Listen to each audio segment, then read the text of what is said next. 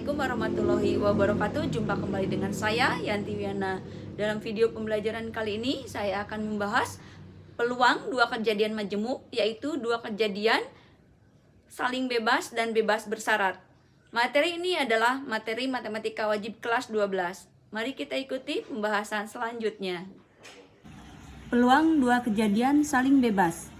Dua kejadian A dan B dikatakan saling bebas jika kejadian A tidak mempengaruhi kejadian B. Begitu pula kejadian B tidak mempengaruhi kejadian A. Peluang dua kejadian saling bebas ini secara umum ditentukan dengan rumusan peluang A irisan B dibaca peluang A dan B. Kalikan antara peluang A dengan peluang B. Jadi kalikan PA dengan PB. Itu untuk rumusan peluang dua kejadian saling bebas. Kita lihat contohnya. Pada percobaan menarik satu kartu dari satu set kartu bridge secara acak dan pengetosan sebuah dadu, tentukan peluang untuk memperoleh kartu kerajaan dan angka prima pada pengetosan sebuah dadu. Nah, di sini ciri khas dari persoalan dua kejadian saling bebas menggunakan kata hubung, pada pertanyaannya menggunakan kata dan, ya. Nah, di sini kita memisahkan ruang sampelnya. Yang pertama untuk seperangkat kartu bridge, ya. Sini ada 52. Nah, kemudian kejadian A-nya adalah kejadian terambil kartu kerajaan. Kartu kerajaan dalam satu set kartu bridge semuanya ada 12, ya, yaitu ada 4 jenis, kemudian masing-masing jenis ada 3 king, queen, jack, ya. Jadi semuanya ada 12 anggota kejadian terambilnya kartu kerajaan. Kemudian ruang sampel yang kedua adalah pelemparan sebuah dadu. Berarti mulai dari mata dadu 1, 2, 3, 4, 5, 6. Jadi anggota ruang sampel yang kedua ada 6. Nah, kemudian kejadian B muncul mata dadu prima, yaitu 2, 3, 5. Jumlah anggotanya ada 3. Nah, karena ketika kita melakukan percobaan menarik satu set kartu, ya, itu tidak akan mempengaruhi kemunculan, ya, angka prima pada pengetosan dadu. Maka A dan B adalah dua kejadian saling bebas. Jadi kita kalikan peluang A dengan peluang B. Di sini NA-nya untuk peluang A adalah 12/52. Kemudian untuk NB-nya ada 3/6. Ya, bisa disederhanakan untuk yang 12/52-nya kita bagi dengan 4, ya. Jadi di sini kita punya 3/13. Ini sederhanakan menjadi 1/2. Jadi hasil akhirnya adalah 3/26. Ya. Nah, ini adalah persoalan dari contoh yang pertama, ya. Jadi percobaan pada menarik satu kartu dari satu set kartu bridge itu tidak akan mempengaruhi munculnya angka prima pada pengetosan sebuah dadu. Di contoh yang kedua, sebuah dadu dan satu set keping uang logam dilempar sekali bersama-sama. Tentukan peluang munculnya mata dadu 4 dan gambar, ya. Nah, di sini kalau kita memandang ini sebagai dua kejadian majemuk yang saling bebas, maka kita pisahkan ruang sampel yang pertama untuk dadu, ya. Sebuah dadu dengan mata dadu 1, 2, 3, 4, 5, 6. Jumlah anggota ruang sampelnya ada 6. Nah, kemudian di sini untuk muncul mata dadu 4, titik sampelnya hanya ada 1, mata dadu 4 saja. Sehingga anggota kejadiannya ada 1. Nah, kemudian ruang sampel yang kedua adalah pelemparan sekeping uang logam. Yaitu ruang sampelnya adalah AG, ya. Jumlahnya ada 2. Kemudian B-nya adalah kejadian muncul gambar. Anggotanya ada G saja. Jadi banyak anggota kejadiannya adalah 1. Nah, di sini A dan B adalah dua kejadian saling bebas ketika kita memisahkan ruang sampelnya. Karena ketika kita menentukan kemunculan, ya, peluang kemunculan gambar itu tidak akan mempengaruhi, ya, munculnya mata dadu 4 pada pelemparan dadu. Jadi kita kalikan peluang A dengan peluang B. Di sini peluang A-nya, NA-nya adalah 1/6 dikalikan dengan peluang B-nya 1/2. Jadi hasilnya adalah 1/12. Nah, untuk persoalan ini sebenarnya bisa kita tentukan dengan cara lain, ya, di mana ruang sampelnya kita gabungkan kemungkinan dari dadu dan kemungkinan dari uang logam tersebut, sehingga ruang sampel yang terjadi adalah 1G, 2G, 3D, G, 3G sampai dengan 6A di sini, ya. Jadi seluruh ruang sampelnya ada 12. Nah, di sini kejadian muncul mata dadu 4 dan gambar, ya. Berarti yang ini 4G.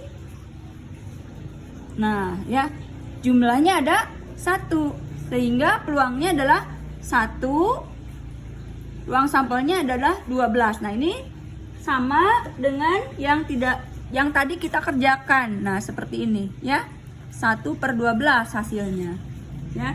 Jadi persoalan dua kejadian majemuk itu bisa kita langsung, ya, menggunakan perhitungan peluang kejadian tunggal seperti tadi, ya. Nah, kita lihat di contoh 3. Dalam sebuah kantong terdapat 5 kelereng merah dan 6 kelereng putih. Kemudian diambil sebuah kelereng dengan acak secara berurutan sebanyak 2 kali. Jadi pengambilannya 2, hanya di sini berurutan, ya, satu persatu. Nah, situasinya begini. Setelah kelereng pertama diambil, kelereng itu tidak dikembalikan. Nah, ini ciri khas dari dua kejadian saling bebas, yaitu apa? Pada pengambilan kedua, di pengambilan pertama, ya, sebelum pengambilan kedua, kelerengnya dikembalikan terlebih dahulu, ya, sehingga pengambilan pertama itu tidak mempengaruhi pengambilan kedua, ya. Makanya di sini dikatakan dua kejadian ini adalah dua kejadian saling bebas. Nah, pertanyaannya, tentukan peluang bahwa yang terambil kelereng merah pada pengambilan pertama, ya, dan kelereng putih pada pengambilan kedua. Nah, ini ciri khas dari persoalan dua kejadian saling bebas, ya, kata hubungnya dan. Nah, di sini yang pertama kita punya ruang sampelnya adalah kondisi semula, ya. Di dalam kantong seluruhnya ada 11 kelereng, ya.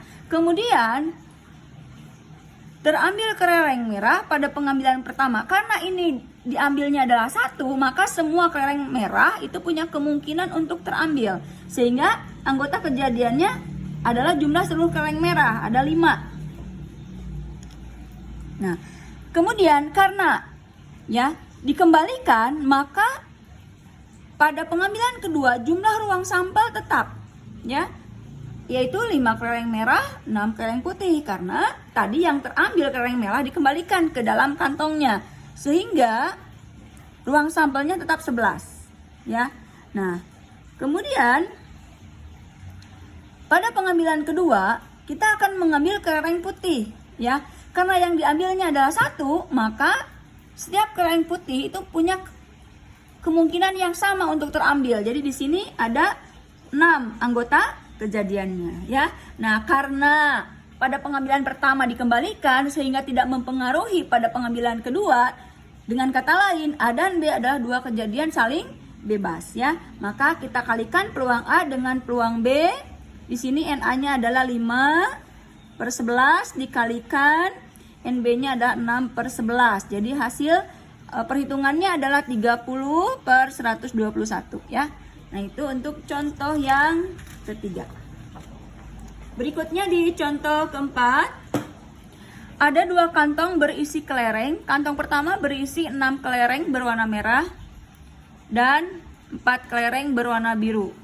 Kantong kedua berisi 5 kelereng berwarna merah dan 3 kelereng berwarna kuning. Dari tiap-tiap kantong diambil 2 kelereng secara acak. Tentukan peluang terambil 2 kelereng merah dari kantong 1 dan 2 kelereng kuning dari kantong 2. Ya, oke.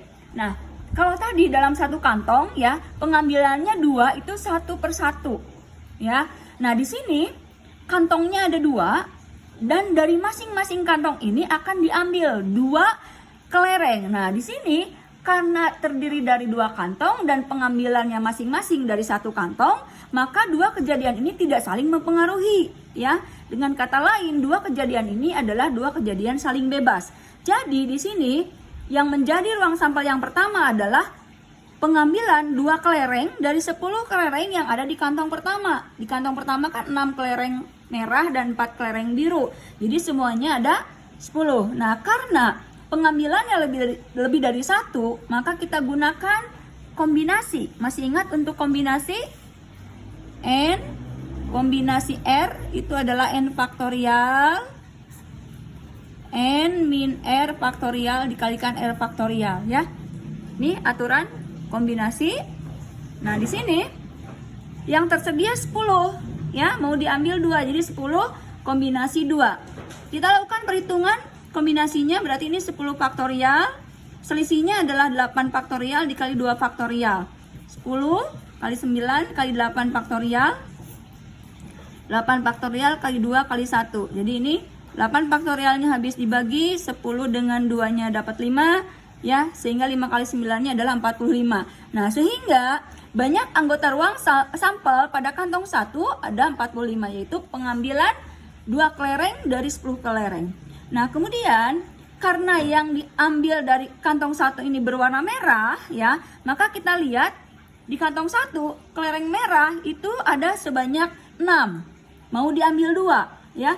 Jadi kejadian A ini kejadian terambilnya 2 kelereng merah dari 6 kelereng merah pada kantong 1. Sehingga kombinasi yang terjadi adalah 6 kombinasi 2. Dengan cara yang sama, 6 kombinasi 2 ini hasil perhitungannya adalah 15. Kemudian ruang sampel yang kedua adalah situasi di kantong yang kedua. Mau diambil 2 kelereng, ya, dari semua kelereng yang ada di kantong kedua, yaitu 5 kelereng berwarna merah dan 3 kelereng berwarna kuning. Seluruhnya ada 8. Jadi pengambilan 2 kelereng dari 8 kelereng pada kantong 2 adalah 8 kombinasi 2, ya. 8 kombinasi 2 itu perhitungannya menghasilkan 28. Nah, kemudian yang diambil itu kelereng berwarna kuning. Kuning di sini ada sebanyak 3, ya, diambil 2. Jadi kombinasi yang terjadi adalah 3 kombinasi 2. Nah, ini 3 kombinasi 2 hasil perhitungannya adalah 3. Nah, ya.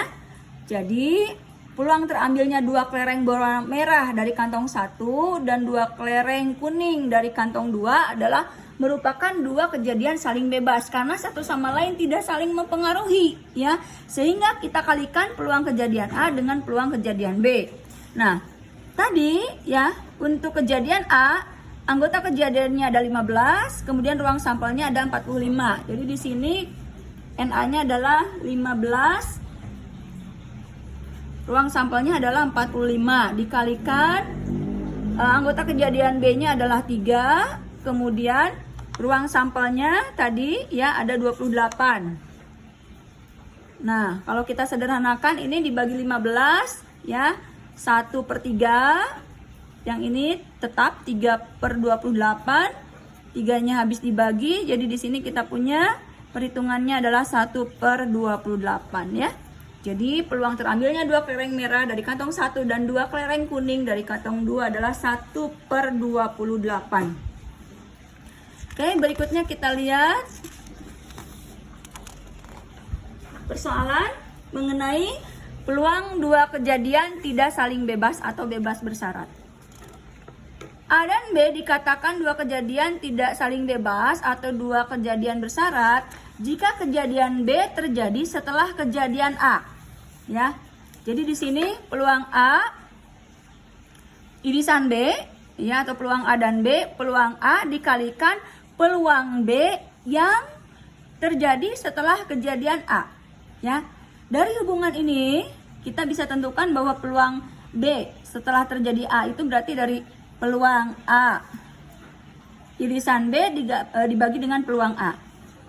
Peluang B, nah ini pakai garis lurus ya. Peluang B garis lurus A itu artinya peluang terjadinya kejadian B jika diketahui kejadian A telah terjadi. Dengan kata lain, B itu terjadi setelah ada pengaruh ya dari kejadian A. Nah, makanya ya dikatakan A dan B adalah dua kejadian tidak saling bebas atau dengan kata lain bebas bersyarat ya.